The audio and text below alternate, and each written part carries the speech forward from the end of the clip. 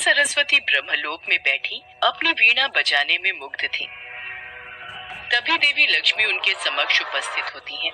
प्रणाम देवी सरस्वती। प्रणाम देवी लक्ष्मी। आपने ब्रह्मलोक में पधार कर यहाँ के वातावरण को और भी मंगलमय बना दिया है। बस आज थोड़ा समय मिला तो आपसे भेंट के लिए चली आई, वरना मुझे फुर्सत ही कहाँ। जन कल्याण के कार्यों में इतनी व्यस्त रहती हूँ कि कहीं आने जाने का समय ही नहीं मिलता। अब क्या करूँ, मेरा नाम ही लक्ष्मी है। धन और वैभव की देवी हूँ। सारा विश्व मेरा आदर करता है। पृथ्वी पर घर घर में मेरा स्वागत होता है। जहाँ जहाँ मैं जाती हूँ सुख संपत्ति वैभव अपने आप वहाँ पहुँच जाते हैं। ये सत्य है देवी लक्ष्मी कि आप सुख संपत्ति और वैभव की देवी हैं। यह भी सत्य है कि घर घर में आपका स्वागत है। किंतु क्या देवी सरस्वती? किंतु आप कहीं टिकती नहीं। आप में बिल्कुल भी स्थिरता नहीं है। इसीलिए तो संसार आपको चंचला कहता है और आप एक क्षण में रूठ जाती है और एक क्षण में मान जाती है। आज आप यहाँ हैं तो कल वहाँ। किंतु मैं ऐसी नहीं हूँ। मैं तो ज्ञान और विद्या की देवी हूँ। मैं एक बार जिस मंदिर में प्रवेश कर जाती हूँ वहाँ पर सदा के लिए स्थापित हो जाती हूँ। किंतु मेरे बिना किसी को भी जीवन का सुख प्राप्त नहीं होता। मैं धन हूँ देवी सरस्वती और निर्धनता सबसे बड़ा अभिशाप है। धन तो मैं भी हूँ देवी लक्ष्मी, पर अंतर सिर्फ इतना है, आपके द्वारा दिया गया धन सिर्फ धन के लिए होता है और मेरे द्वारा दिया गया धन मन के लिए है। आपके द्वारा दिया गया धन कोई भी चुरा सकता है या फिर छीन सकता है, पर मेरे द्वारा दिया गया धन ना तो चुरा सकता है ना ही कोई छीन सकता है। और सबसे बड़ी बात तो ये है, मेरा दिया हुआ धन जितना भी बांटिए उतना ही बढ़ता है। देवी सरस्वती, आप जानती हैं राजा को राजा क्यों कहते हैं? क्योंकि उसके पास मैं हूँ। आप भूल रही हैं देवी लक्ष्मी, ताज मुकुट का तब तक कोई अर्थ नहीं जब तक उसके पीछे राज तिलक का आधार ना हो, बल ना हो, संस्कार ना हो। राज तिलक के पीछे शक्ति होती है मंत्र की, विद्या की, ज्ञान की। और सच तो ये है देवी लक्ष्मी, जिसके पास मेरी दी हुई बुद्धि की शक्ति ना हो उसके पास आपका दिया हुआ धन भी नहीं रह सकता। देवी सरस्वती, आप अपने मीठे मीठे वचनों के मायाजाल में ना जाने क्या कुछ बोल रही हैं। शायद आप नहीं जानती देवी लक्ष्मी, मीठी वाणी वातावरण में रस घोल देती है। शब्द जब मंत्र बन जाता है तो उसमें दिव्यता आ जाती है। वाणी का जब दिव्यता से मेल होता है तब वह कंठ की शोभा बढ़ जाती है और पूरा संसार उन मीठे वचनों को सुनने के लिए प्रेरित हो जाता है।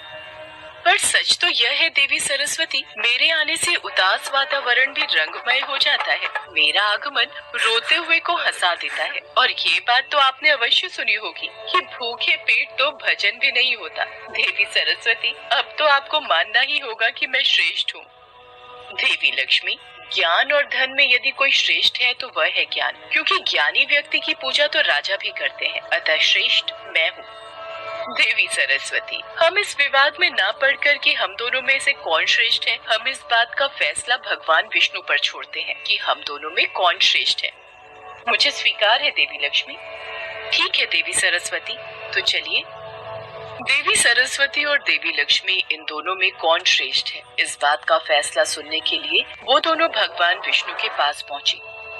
देवी गंगा भगवान विष्णु के समक्ष पहले से ही उपस्थित थी। देवी लक्ष्मी भगवान विष्णु के समक्ष बैठ जाती है, पर वो देवी सरस्वती को बैठने के लिए नहीं कहती है। इस पर देवी सरस्वती देवी लक्ष्मी से कहती है, हे देवी लक्ष्मी, आप मुझे स्वयं यहाँ लेकर आई हैं, पर आपने मुझे आसन ग्रहण करने के लिए नहीं कहा। क्या विष्णु लोक में अतिथियों का सत्कार इसी प्रकार किया जाता है?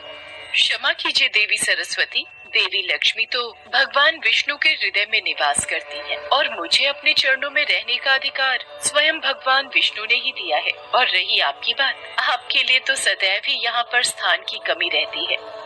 यह समस्या मेरी नहीं, आप ही की है। मैं आपकी अतिथि हूँ, इसलिए आपको अपने स्थान पर मुझे बिठाना चाहिए। देवी सरस्वती, मैं तो अपना स्थान छोड़ने की कदापि सोच भी नहीं सकती, और मैं अपना स्थान छोड़कर भला कहाँ जाऊंगी? तो देवी लक्ष्मी, आप मुझे यहाँ लाई ही क्यों? अब तो यह बात मुझे स्वयं भगवान विष्णु से पूछनी पड़ेगी कि यहाँ मेरा स्थान कहाँ है। किंतु इस समय यह संभव नहीं है देवी सरस्वती। श्री हरि इस समय योग निद्रा में है। तो क्या हुआ देवी लक्ष्मी, मैं उन्हें जगाऊंगी और मैं आपको इसकी अनुमति कदापि नहीं दूं। देवी लक्ष्मी, इस समय आप मेरा घोर अपमान कर रही हैं। देवी सरस्वती, देवी लक्ष्मी सत्य ही तो कह रही हैं। देवी गंगा, मैं जानती हूँ आप देवी लक्ष्मी की हाँ में हाँ क्यों मिला रही हैं, और मैं ये भी जानती हूँ कि मेरे विरुद्ध लगातार आपके कान कौन भरता रहता है। आप गलत समझ रही हैं देवी सरस्वती। भला मेरे कान कौन भरेगा? देवी गंगा, देवी सरस्वती का संकेत मेरी ओर है। ये सोच रही है कि मैं आपको इनके लिए भड़काती हूँ। देवी लक्ष्मी, मुझे संदेह ही नहीं पूर्ण विश्वास है। यह सरासर अन्याय है देवी सरस्वती। यह बात मैं अच्छे से जानती हूँ कि आप भगवान विष्णु के चरणों में स्थान पाने के लिए सदैव ही व्याकुल रहती हैं, किंतु भगवान श्री हरि ने यह स्थान स्वयं मुझे दिया है। आप तो बेकार में ही देवी लक्ष्मी पर क्रोधित हो रही हैं। गंगा सत्य कह रही है देवी सरस्वती। मैं भली भांति जानती हूँ आप दोनों मिलकर मेरे खिलाफ कोई षड्यंत्र रच रही हैं। देवी सरस्वती, यदि आपके मन में देवी लक्ष्मी के लिए कोई बैर है तो कृपया करके मेरे साथ भी इस तरह का व्यवहार नहीं करें तो यही उचित होगा। देवी गंगे, मैं जानती हूँ, मैं स्वयं इतनी सक्षम हूँ कि एक दिन मैं अपने ज्ञान, अपनी बुद्धि और अपनी योग्यता से भगवान श्री हरि के चरणों में ही नहीं, उनके हृदय में भी स्थान जरूर प्राप्त कर लूंगी। नहीं देवी सरस्वती, नहीं, वो दिन कभी नहीं आएगा। नारायण के हृदय में मेरा निवास है, और कोई कितना भी शक्तिशाली क्यों ना हो, मुझे श्री हरि के हृदय से कोई नहीं निकाल सकता। अच्छा, तो आप मुझे चुनौती दे रही हैं देवी लक्ष्मी। देवी सरस्वती, आपका विवाद गंगा से आरंभ हुआ था और आज आपने उस विवाद को आगे बढ़ाकर मेरे तक पहुंचा दिया। देवी सरस्वती, यदि आपको मेरे से ईर्ष्या है कि मैं धन वैभव की देवी हूँ, तो इसमें बुरा मानने वाली कौन सी बात है? यह स्थान तो मुझे स्वयं आदिशक्ति परमेश्वरी ने दिया है। अच्छा देवी लक्ष्मी, आपको इतना अहंकार है अपने वैभव और ऐश्वर्य पर, तो मैं आपको इस स्थान से अर्थात विष्णु लोक से दूर करती हूँ। मैं आपको श्राप देती हूँ, आप विष्णु लोक छोड़कर धरती पर चली जाएगी। देवी सरस्वती देवी लक्ष्मी को श्राप दे देती हैं कि वो तुलसी रूप में धरती पर रहेंगी। इतनी देर में देवी गंगा देवी सरस्वती को श्राप देती है कि देवी सरस्वती धरती पर नदी रूप में प्रवाहित होंगी। देवी सरस्वती गंगा को श्राप देती है कि वो धरती पर बहकर पापियों के पाप धोएगी। एक दूसरे से क्रोध में श्राप देने की बात देवी परमेश्वरी के कानों तक पहुँचती है। परमेश्वरी देवी, कि आपकी रचाई दोनों शक्तियाँ लक्ष्मी और सरस्वती आपस में झगड़ा कर रही हैं, ऐसा क्यों? देवी काली, धन और बुद्धि में तो सदैव संघर्ष रहा है। इन दोनों ने सदैव ही अपने आप को श्रेष्ठ कहा है। ऐश्वर्य कहता है उसके बिना सब व्यर्थ है, और ज्ञान कहता है उसके बिना सब व्यर्थ है। दोनों के बीच श्रेष्ठता का ये युद्ध सदैव चलता रहा है और आगे भी चलता रहेगा। परंतु इसका परिणाम क्या होगा? ये तीनों देवियाँ कहाँ जाएंगी? देवी काली, जन कल्याण की सहायता के लिए देवी लक्ष्मी राजा धर्मध्वज के घर तुलसी रूप में जन्म लेगी। देवी सरस्वती एक कल्याणकारी जलधारा के रूप में प्रकट होगी, और देवी गंगा को भागीरथ नाम का एक महान तपस्वी राजा धरती पर उतार कर ले जाएगा। हे देवी परमेश्वरी, ये सब आप ही की इच्छा से हो रहा है। आपकी लीला अपरंपार। देवी लक्ष्मी, आप किस चिंता में हैं?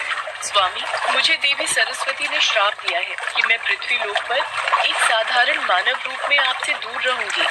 देवी लक्ष्मी, ये श्राप के कारण नहीं है, ये तो विधि का विधान है। ये पहले ही तय हो चुका था।